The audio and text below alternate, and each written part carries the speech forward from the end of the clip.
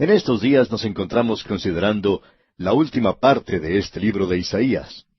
Y esta es un área de la palabra de Dios que, según nuestra opinión, es territorio virgen para muchas personas, porque ningún colegio de profecía dedica tanto tiempo a las Escrituras como el que nosotros le hemos dado en particular.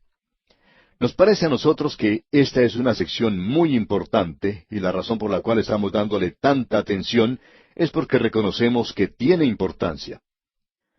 Llegamos pues ahora al capítulo 60 de Isaías. Vemos al sol de justicia elevándose sobre Israel, aquello que había dicho Malaquías que iba a suceder en los últimos días. Cuando él llegara, sería como la salida del sol en las tinieblas de la medianoche. Por tanto, podemos observar a la nación de Israel en aquel día, reflejando la gloria aquí sobre la tierra. Mientras tanto, la iglesia ha ido a estar con el Señor. El intentar comparar a la nación de Israel con la iglesia y hacerlos sinónimos es simplemente una interpretación de la Escritura, cuando uno entra en un área como esta, que se queda empantanada. No es una interpretación satisfactoria, no alcanza las dimensiones de esta profecía. Y queremos enfatizar eso porque esa es una de las cosas que ha causado demasiada confusión en el día de hoy. Y esa es la razón por la cual ciertos colegios de profecía o de interpretación bíblica, deberíamos decir, no le dan énfasis a la profecía, y la razón es porque son negligentes en áreas como estas. Ahora, esta sección en particular comenzó contemplando al Redentor en la cruz en Isaías capítulo 53. A partir de entonces, hemos notado un progreso muy definido y un desarrollo a través del resto de esta sección, que habla no del gobierno de Dios como se habla en la primera parte, sino que se habla de la gracia de Dios. En la primera sección tenemos el énfasis sobre la ley. Aquí el énfasis es sobre la gracia. Encontramos aquí que hay amor en la ley, y que también en esta sección hay ley en el amor. Estamos avanzando a través de esta sección hacia el milenio. En nuestro programa anterior vimos que en el versículo 20 del capítulo 59 dice, «Y vendrá el Redentor a Sión». Y ahora, al continuar la lectura en este capítulo 60, vemos que Él ya ha venido. Aquí tenemos lo que se llama un tiempo profético en el idioma hebreo, y es donde el profeta va más allá del hecho o suceso, mirando hacia atrás como si ya hubiera ocurrido, como historia, y habla de muchas cosas como si ya hubieran tenido lugar. Y entonces leemos aquí en el versículo 1 de este capítulo 60, «Levántate, resplandece, porque ha venido tu luz, y la gloria de Jehová ha nacido sobre ti». Aquí dice, «ha venido tu luz». No dice vendrá. Y es para comprender que cuando Dios dice que algo va a venir, Él ya está del otro lado de eso. Es como si ya hubiera tenido lugar. Es decir, que la profecía es el molde del cual se derrama la historia del día de hoy. En este versículo leímos, Jehová ha nacido sobre ti. Ahora el Redentor y los gentiles van a Jerusalén en los primeros 7 versículos, y la luz ya ha llegado de la cual habló Malaquías. Entonces leemos en el versículo 2, «Porque he aquí que tinieblas cubrirán la tierra, y oscuridad las naciones, mas sobre ti amanecerá Jehová, y sobre ti será vista su gloria». El Señor Jesucristo es la luz del mundo. Eso fue lo que Él dijo de sí mismo cuando se encontraba en esta tierra. Él dijo, «Yo soy la luz del mundo». Ahora, cuando Él venga nuevamente a la tierra por segunda vez, Él es esa luz. Y ahora Él dice, «Porque he aquí que tinieblas cubrirán la tierra». Y la venida de la luz es algo necesario para la noche, o sea, la oscuridad espiritual que cubría la tierra y que cubre la tierra en el día de hoy. A pesar de la predicación del Evangelio por más de 2000 años, existe en el presente un círculo de tinieblas, un círculo más grande que antes. La luz debe preceder la futura bendición. El sol de justicia debe levantarse para brindar el milenio. Nunca fue la intención de Dios traer el milenio por medio de la predicación del Evangelio, porque es necesario tener la luz. ¿Y quién es la luz? El Señor Jesús. Y nosotros necesitamos la presencia del Redentor en Sión para atraer a los gentiles desde lejos.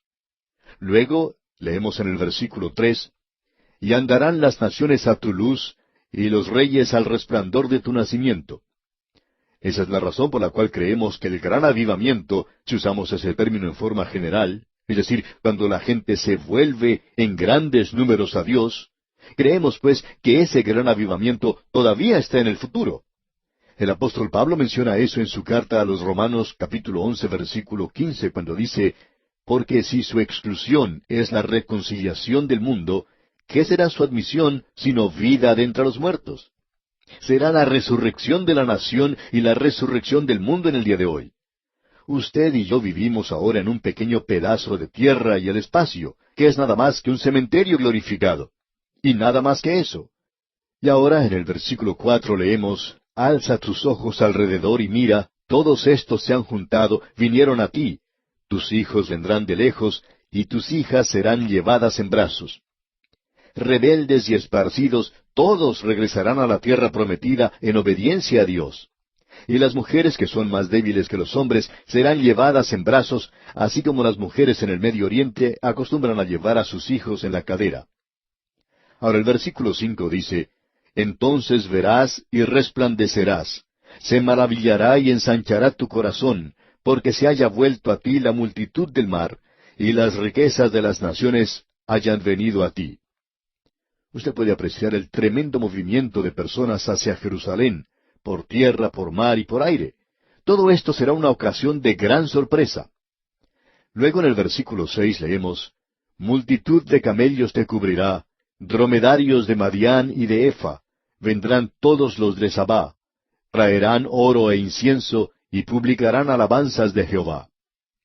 Nuevamente tenemos a hombres sabios o magos, no del este, no del oriente, sino de todas partes del mundo.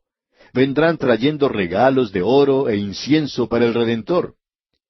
Usted puede notar que vienen trayendo oro e incienso, es decir, cuando vengan la próxima vez.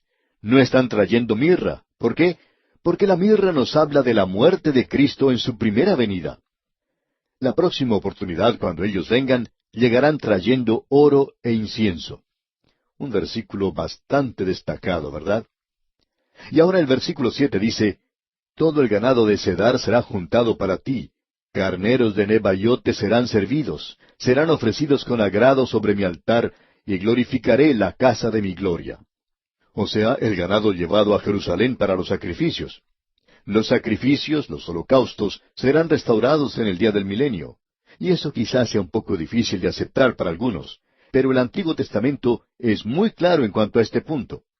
Usted puede leer los capítulos 40 al 44 de Ezequiel, y los sacrificios que allí se mencionan, creemos, señalarán hacia atrás, hacia la muerte de Cristo, así como en el Antiguo Testamento señalaban hacia el futuro, hacia su muerte.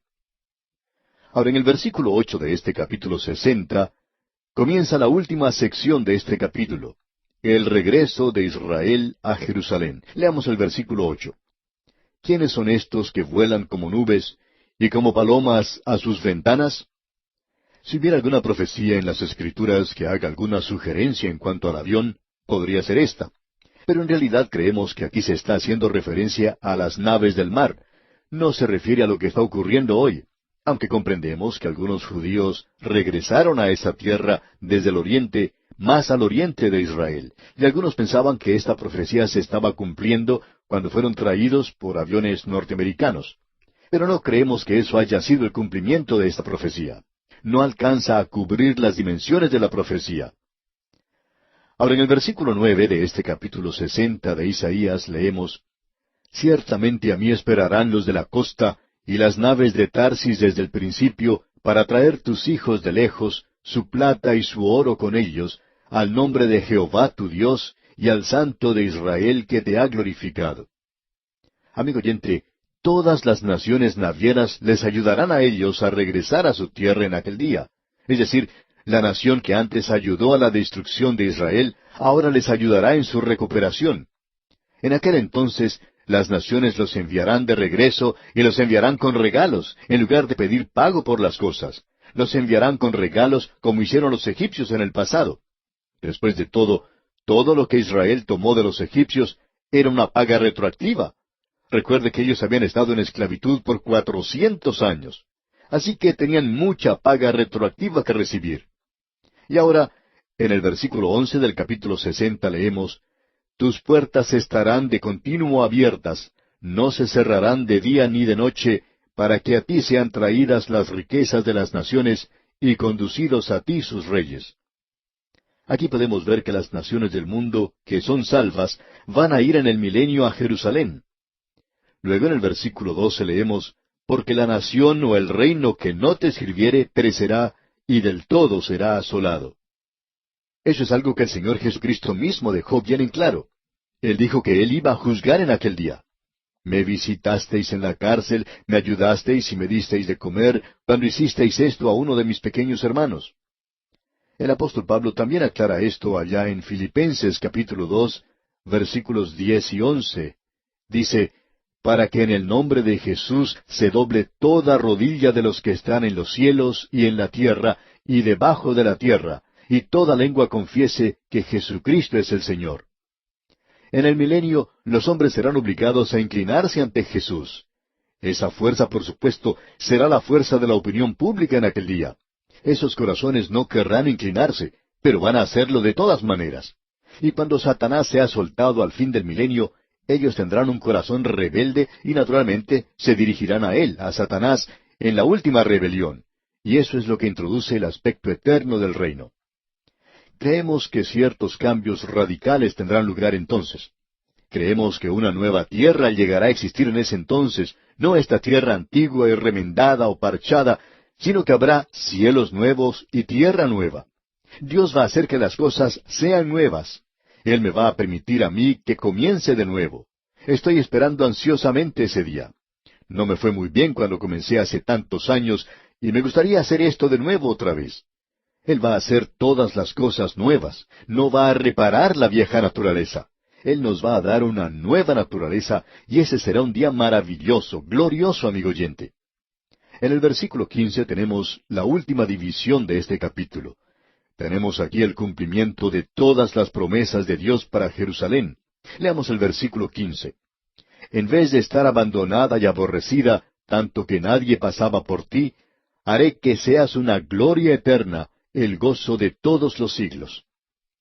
Ahora, como Isaías dijo en el segundo capítulo, en Jerusalén tendrá su acción la ley, llegará a ser el centro de la tierra en aquel día. Y ahora encontramos que también habrá mucha bendición en aquel día.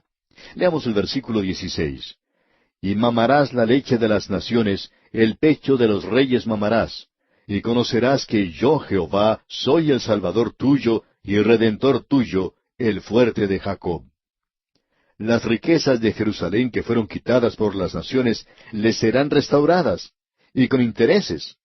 Según el versículo 17 dice, en vez de bronce traeré oro, y por hierro plata, y por madera bronce, y en lugar de piedras hierro, y pondré paz por tu tributo y justicia por tus opresores.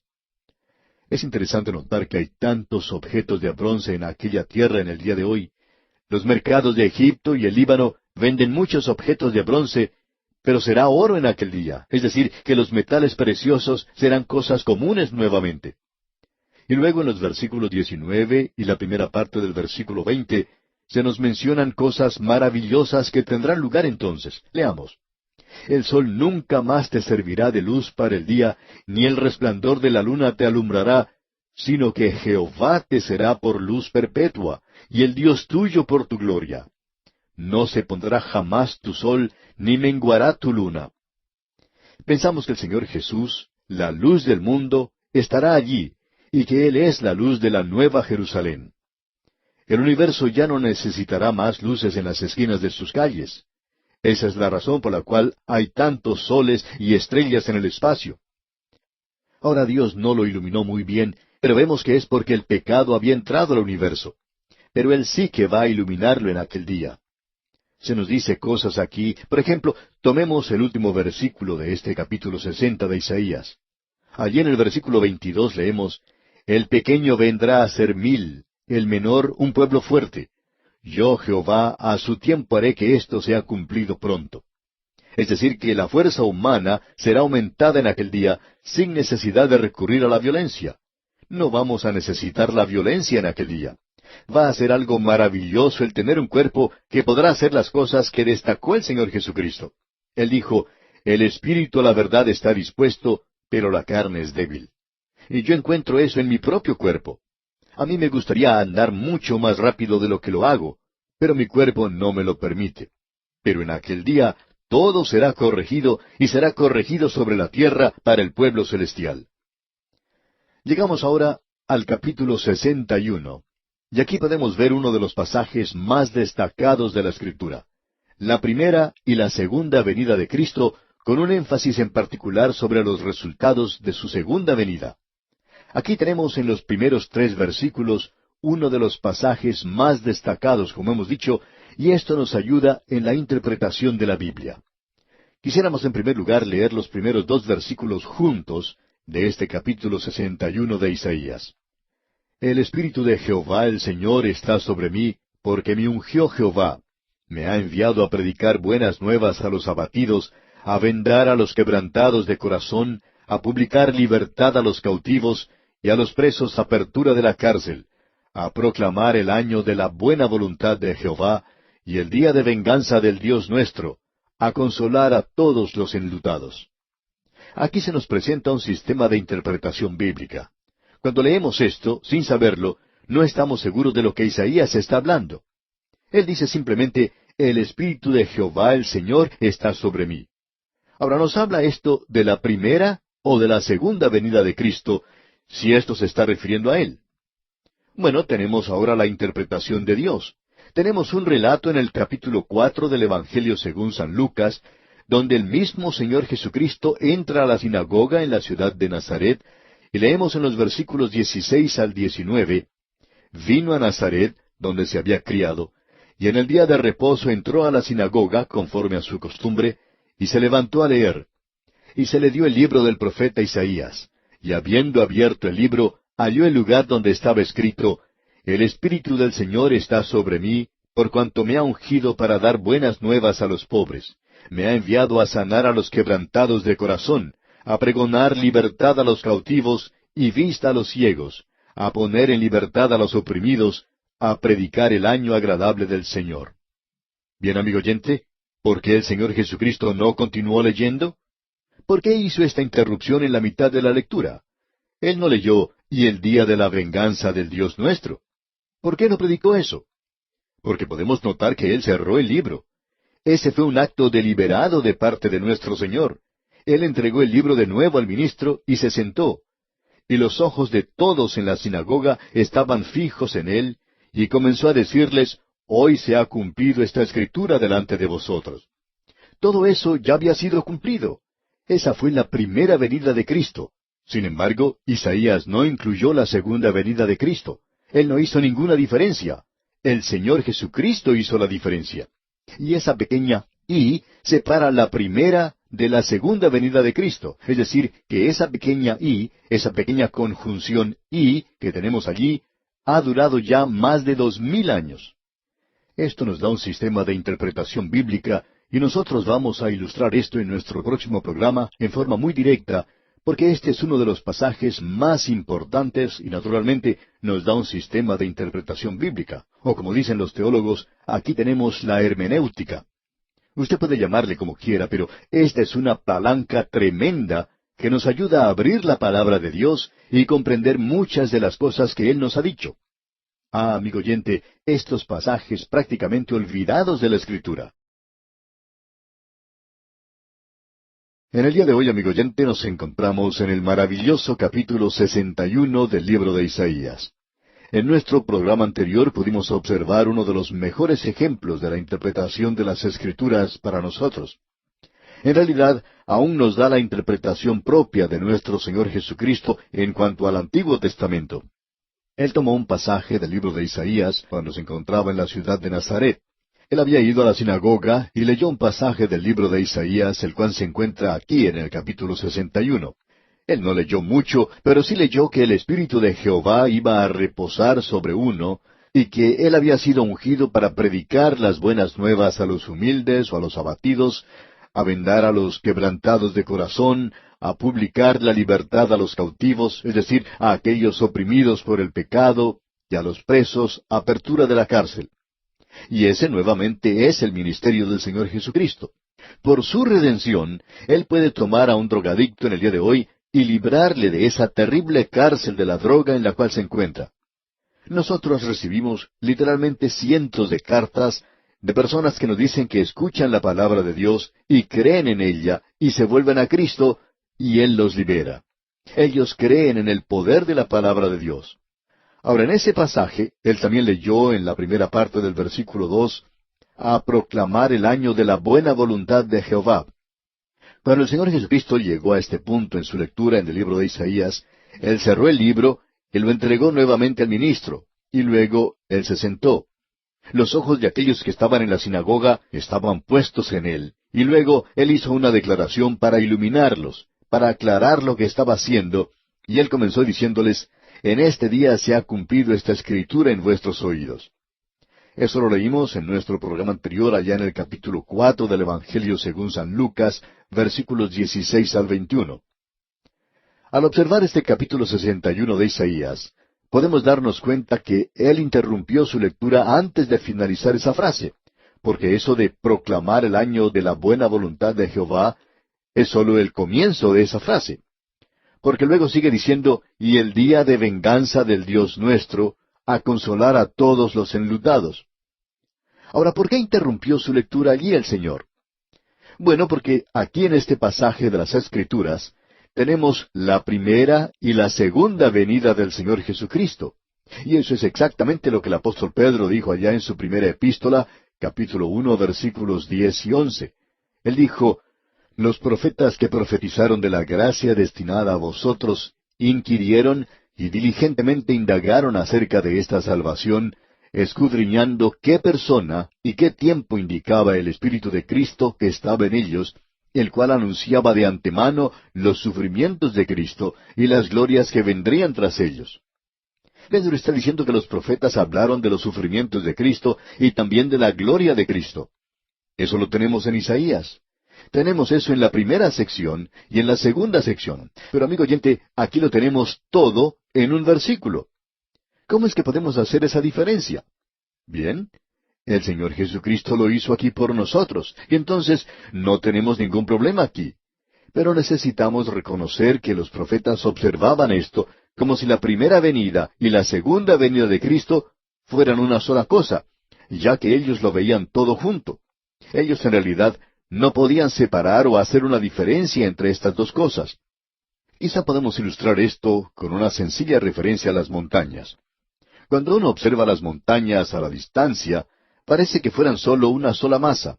Pero cuando uno se acerca más a la montaña, puede comenzar a distinguir que hay diferentes picos y que uno puede pasar en medio de ellos. Ya no son una sola cosa, sino que uno puede notar que son dos o más cosas. Al acercarnos a la montaña, podemos ver que son muchos los kilómetros que separan a un pico del otro. Pero uno tiene que estar en la montaña para poder notar la diferencia. Podríamos decir entonces que el profeta Isaías está observando esto que ocurriría en el futuro. Él vio la primera venida de Cristo, él vio la segunda venida de Cristo también, y aparentemente el profeta Isaías estaba aquí un poquito confuso. En una sola frase, él indica que el Señor Jesucristo va a vendar a los quebrantados de corazón, a abrir las cárceles, y en el mismo tiempo Él va a anunciar el día de venganza de nuestro Dios. Ahora, ¿cómo puede todo ser cierto? Bueno, uno tiene que pararse donde estamos nosotros hoy. Nosotros nos encontramos en el valle entre la primera y la segunda venida. Podemos mirar hacia atrás a la primera venida. Él vino a cumplir eso. Y el Señor Jesucristo leyó esto en aquel día cuando estuvo aquí en la tierra. Él vino para morir en la cruz como nuestro Redentor, como dijimos en Isaías capítulo 53, los pecados del mundo. Donde nos encontramos nosotros, en un lugar entre las dos montañas, o los picos de la montaña, podemos contemplar la segunda venida de Cristo, y aquellos de nosotros que nos encontramos en la iglesia, sabemos que Él se llevará a la iglesia primero. Porque el Señor Jesucristo dijo, yo voy a preparar un lugar para ustedes y los voy a llevar a sacar de aquí de este mundo. Ahora Él va a regresar a esta tierra para establecer su reino aquí. Cuando Él haga esto, entonces Él vendrá con la venganza. Vamos a poder ver esto en el capítulo siguiente más adelante. Allí le vemos pisando al lagar, es decir, la ira de Dios. Amigo oyente, ese no es un cuadro muy lindo. Y Dios nunca dijo que sería algo lindo, algo hermoso. Pero Él va a aplastar la rebelión que tiene lugar en esta tierra. Este pequeño mundo nuestro todavía está bajo su control. El Señor Jesucristo es el que controla todo esto. Él es el Rey, y Él vendrá algún día para aplastar la rebelión, y ese es el día de la venganza. Pero inmediatamente después de eso se nos dice que Él va a consolar a aquellos que son los enlutados, aquellos que están en este día en el mundo y que están enlutados a causa de su pecado, que tienen la esperanza en su corazón de un día mejor y que andan en obediencia al Señor. Y luego Él viene a establecer su reino. Luego, cuando salimos de este versículo y entramos al versículo 3, podemos apreciar que Él no solo consuela a todos los enlutados, sino que viene, según el versículo 3, a ordenar que a los afligidos de Sión se les dé gloria en lugar de ceniza, óleo de gozo en lugar de luto, manto de alegría en lugar del espíritu angustiado, y serán llamados árboles de justicia, plantío de Jehová, para gloria suya. Esto es algo particular de la nación de Israel. Si usted va a estar de luto en Sión, tiene que salir de la ciudad en la cual se encuentra. Quizá uno lo pueda hacer en la ciudad donde se encuentra, donde por supuesto hay muchas cosas que entristecen. Pero creemos que Isaías conocía su geografía, y por tanto cuando él dijo Sión, él no quiso decir Bogotá, él no quiso decir Caracas, o Quito, o Montevideo, o Buenos Aires, ni ninguna otra ciudad. Sión es Sión, y ese es un lugar geográfico muy bien conocido para Isaías. Leamos nuevamente en el versículo 3 lo siguiente, y estamos leyendo en el capítulo 61 de Isaías, versículo 3. Dice, a ordenar que a los afligidos de Sión se les dé gloria en lugar de ceniza, óleo de gozo en lugar de luto, manto de alegría en lugar del espíritu angustiado, y serán llamados árboles de justicia, plantío de Jehová, para gloria suya. Podemos ver que más allá del día de venganza, el cual es amplificado cuando llegamos al capítulo 63, se encuentra la paz y la prosperidad del milenio. E Isaías está usando un juego de palabras aquí, no tenemos ninguna duda en cuanto a esto. Con la gloria, en lugar de ceniza, es como decir en nuestro idioma que cambiará el juicio por gozo, el suspiro por un cántico. Es decir, que después del clamor y del juicio vendrá gozo y canto. Y luego en el versículo 4 leemos, reedificarán las ruinas antiguas, y levantarán los asolamientos primeros, y restaurarán las ciudades arruinadas, los escombros de muchas generaciones. La tierra de Israel será rejuvenecida, y será restaurada su belleza edénica en esa época. Lo que está sucediendo allí ahora es algo enteramente maravilloso. Y lo que está sucediendo ha hecho que un gran erudito en materias hebreas, el doctor Albright, asumiera una posición ahora que él cree en Cristo. Esa nación que había estado fuera de su propia tierra por unos 2500 años, ha regresado. Él llegó a ser creyente por eso. Pero debemos tener mucho cuidado porque no estamos viendo ahora el cumplimiento de esta profecía.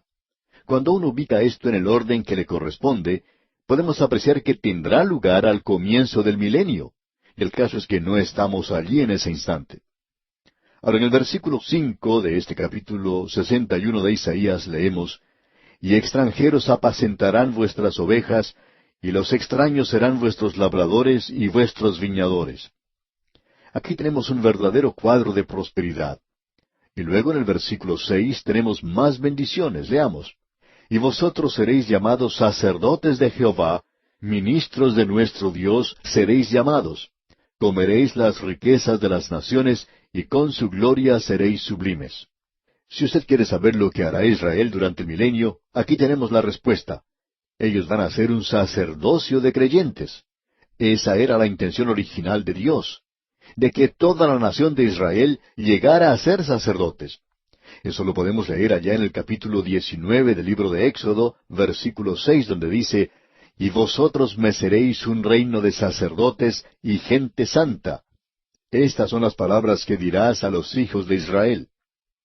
Debido al pecado de ellos, esto nunca llegó a tener lugar, pero sí será realizado en el milenio. Esa es la intención de Dios de que esto tenga lugar. Y no solo eso, sino que en el versículo 7 de este capítulo 61 de Isaías dice, en lugar de vuestra doble confusión y de vuestra deshonra, os alabarán en sus heredades, por lo cual en sus tierras poseerán doble honra y tendrán perpetuo gozo. Aquí se nos habla del gozo completo. ¡Qué hermoso día que llegará a ser ese! Y en el versículo 8 leemos, porque yo, Jehová, soy amante del derecho, aborrecedor del latrocinio para holocausto. Por tanto, afirmaré en verdad su obra y haré con ellos pacto perpetuo. Es decir, que sus vidas entonces adornarán su ritual o rito religioso. Usted recuerda que hemos estado observando pasajes en las Escrituras donde ellos estaban pasando a través de ritos nada más, y el Señor los había condenado a ellos por eso, porque su corazón estaba lejos de todo esto, o sea, estaba alejado de Él. Y luego se nos dice en el versículo 9, y la descendencia de ellos será conocida entre las naciones, y sus renuevos en medio de los pueblos. Todos los que los vieren reconocerán que son linaje bendito de Jehová. Es decir, que el antisemitismo llegará a su fin, y el prosemitismo estará aquí sobre la tierra, y ellos serán testigos genuinos de Dios. No creemos que lo sean en la hora presente. No creemos que la Iglesia en el día de hoy esté cumpliendo con aquello que puede hacer. Creemos que estamos siguiendo el programa de Dios y está dando resultado, pero notemos que Él dice, llegará el día cuando tendremos la apariencia de la piedad, pero se negará el poder de ella. Vemos ahora, en la tercera sección, que existe una diferencia verdadera entre la primera y la segunda venida de Cristo, como se presentó aquí, y que el Señor presentó esta diferencia en los primeros 3 versículos. Luego tenemos esa anticipación del reino de paz y bendición que será establecido en el milenio. Esto nos permite mirar hacia el milenio, ese pasaje que acabamos de concluir ahora. Podemos ahora ver algunas de las cosas deliciosas del milenio en los próximos 2 versículos. Leamos la primera parte del versículo 10 primero. En gran manera me gozaré en Jehová, mi alma se alegrará en mi Dios. ¿Cómo me gustaría ver que más creyentes pudieran tener más alegría al ir a la iglesia? Me gustaría que ellos disfrutaran de eso mucho más. Quisiera que el estudio de la Biblia llegara a ser una experiencia más emocionante para todos. Debería serlo. Y Dios tenía la intención de que así fuera, porque en la última parte del versículo 10 dice, porque me vistió con vestiduras de salvación, me rodeó de manto de justicia, como a novio me atavió, y como a novia adornada con sus joyas. El Mesías continúa hablando aquí, y al hacer eso, todos aquellos que son suyos pueden unirse en un salmo de alabanza. Dice aquí el versículo 10, en su primera parte, en gran manera me gozaré en Jehová, mi alma se alegrará en mi Dios. El problema, amigo oyente, hoy es que hay muchos creyentes que no pueden regocijarse en el Señor. Deberían hacerlo, pero están fuera de comunión, están pecando demasiado y están fuera de la voluntad de Dios y marchan solo en su propia voluntad. Pero el versículo 11 nos dice, porque como la tierra produce su renuevo, y como el huerto hace brotar su semilla, así Jehová el Señor hará brotar justicia y alabanza delante de todas las naciones. Podemos apreciar aquí que ellos no solo recibirán beneficios materiales, progreso físico, sino que las verdaderas bendiciones van a ser espirituales en ese día. Ahora, en el capítulo 62 de Isaías, encontramos más detalles en cuanto a los gozos milenarios de la restauración de Israel y de la tierra como en aquel día. Aquí encontramos el deseo del Mesías, la esperanza de Él por estos gozos anticipados, y esto es algo que debería existir también en el corazón de todo creyente hoy. Existe cierto peligro para nosotros hoy como creyentes, que estamos esperando nada más por la venida del Señor Jesucristo para sacarnos de este mundo. Esto puede ser nada más que cierta forma de escape. La gente tiene problemas grandes, y entonces lo que buscan es que el Señor venga a llevárselos. Cierto joven estaba estudiando en un seminario, y cada vez que le tocaba estudiar el idioma hebreo, él suspiraba y decía, si el Señor llegara esta noche y nos llevara. Él en realidad no era que buscara que el Señor lo llevara, sino que a él no le gustaba estudiar hebreo. Y por eso era que quería que el Señor viniera.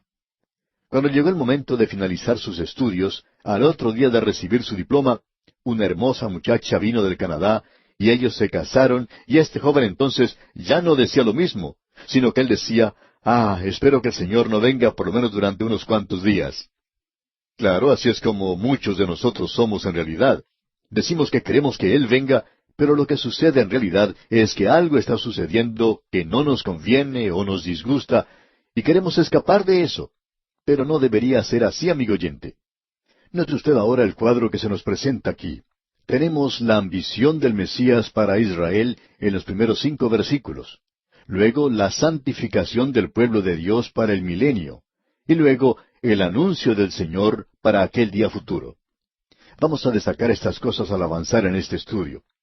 Primero entonces tenemos la ambición del Mesías, y leemos aquí en el primer versículo de este capítulo 62 de Isaías: Por amor de Sión no callaré, y por amor de Jerusalén no descansaré, hasta que salga como resplandor su justicia, y su salvación se encienda como una antorcha. ¿Sabe usted, amigo oyente, la razón por la cual Jerusalén no puede tener paz hoy? Es porque alguien está sentado a la diestra de Dios y quiere gobernar en esa ciudad con justicia, y casi no puede esperar. Quizá no deberíamos utilizar esa palabra cuando hablamos de la deidad, pero es que Él tiene esa ambición. Él quiere la justicia en esa ciudad. Y usted la puede llamar la ciudad santa si quiere, pero no es nada de eso hoy. Llegará a hacerlo algún día, sí. El celo de Jehová de los ejércitos hará eso, pero el hombre no llegará a ser rey. Tampoco lo podrán hacer las naciones, de eso estamos seguros. No creemos que nadie pueda brindar paz a este mundo, pero aquí tenemos a alguien que sí puede hacerlo. Así es, solo el celo de Jehová de los ejércitos. Por tanto, aún hoy toda la creación y todos los creyentes están gimiendo en su estado presente al poner su mirada en el futuro. Ese día viene y nosotros tenemos el derecho de gemir por ello. Peregrino creyente hoy, ¿no está usted cansado de esta jornada terrenal y desea la comunión con el Padre? Esa es la pregunta para nosotros hoy. Ahora, en el versículo 2 de este capítulo 62 de Isaías leemos: Entonces verán las gentes tu justicia, y todos los reyes tu gloria, y te será puesto un nombre nuevo, que la boca de Jehová nombrará. Un corazón nuevo, una situación nueva, una tierra nueva, una justicia nueva. Bueno, todo eso requiere un nombre nuevo. Este hombre que soy yo en el presente va a pasar, y no sé lo que será el nuevo, pero será algo nuevo, y nosotros estaremos en una nueva Jerusalén, debemos decir de paso. Pero qué cuadro maravilloso que se nos presenta aquí del futuro. La redención no solo tiene que ver con la iglesia, sino con la nación de Israel y con esta tierra. Todos nosotros estamos gimiendo y esperando por aquel día cuando tendrá lugar esa gran liberación. Luego en el versículo 3 de este capítulo 62 de Isaías leemos: Y serás corona de gloria en la mano de Jehová, y diadema de reino en la mano del Dios tuyo. Israel tendrá una posición nueva. Y en el versículo 4 declara: Nunca más te llamarán desamparada, ni tu tierra se dirá más desolada, sino que serás llamada Hefzibá, y tu tierra Beula, porque el amor de Jehová estará en ti, y tu tierra será desposada. Consideremos lo que se nos dice aquí. Israel ha sido desamparada. Ese es el cuadro que tenemos. Y el nombre de Israel, desde la crucifixión de Cristo, todo lo que uno puede decir cuando observa esa tierra es desamparada, desolada. Ese es el nombre y esa es la descripción de eso. Pero en el reino que viene será llamada Hefzibá. Ese es un nombre un poco raro, pero quiere decir mi deleite está en ella. Entonces será un lugar delicioso. Ya hemos dicho anteriormente que no nos gusta Jerusalén como se encuentra hoy, pero llegará a ser un lugar de deleite en aquel día. Beula quiere decir casada. Es decir, que el rey está presente para protegerla, y su presencia significa gozo. Y se nos dice en el versículo 5, Pues como el joven se desposa con la virgen, se desposarán contigo tus hijos, y como el gozo del esposo con la esposa, así se gozará contigo el Dios tuyo. Él se goza sobre Israel como se goza el esposo con la esposa. Ahora en el versículo 6 tenemos la anticipación del pueblo de Dios. Leamos. Sobre tus muros, oh Jerusalén, he puesto guardas. Todo el día y toda la noche no callarán jamás. Los que os acordáis de Jehová, no reposéis. Esta esperanza es algo contagiosa. Cada persona que piensa correctamente puede orar por la paz de Jerusalén esperando aquel día. Y ahora en el versículo 7 dice, Ni le deis tregua hasta que restablezca a Jerusalén y la ponga por alabanza en la tierra. Dios dice, no descansaré hasta que Él venga por derecho propio como el gobernante. Ahora en el versículo 11 tenemos el anuncio del Señor para ese día futuro. Leamos el versículo 11. He aquí que Jehová hizo oír hasta lo último de la tierra, Decida la hija de Sión, he aquí viene tu Salvador, he aquí su recompensa con él, y delante de él su obra. Este anuncio es pertinente para la hora presente, como nos indica este versículo. Nosotros deberíamos presentar el Evangelio a cada israelita diciéndole el plan completo de la salvación de Dios, y la segunda venida de Cristo quiere decir la segunda venida de Cristo para establecer su reino aquí para ellos, del Mesías que es su Salvador hoy. Y luego en el versículo final de este capítulo 62 de Isaías leemos, y les llamarán pueblo santo, redimidos de Jehová, y a ti te llamarán ciudad deseada, no desamparada. Ellos no son eso hoy. No es la tierra santa hoy, pero lo será. Jerusalén es una ciudad olvidada hoy, pero en aquel día será diferente. Eso es lo que se nos está diciendo aquí. Qué glorioso futuro el que tenemos aquí. Y necesitamos saber acerca de estas cosas. Se encuentran en la palabra de Dios. Bien, amigo oyente, vamos a detenernos aquí por hoy, y Dios mediante, vamos a continuar nuestro estudio en nuestro próximo programa cuando entraremos a considerar el capítulo 63 de Isaías.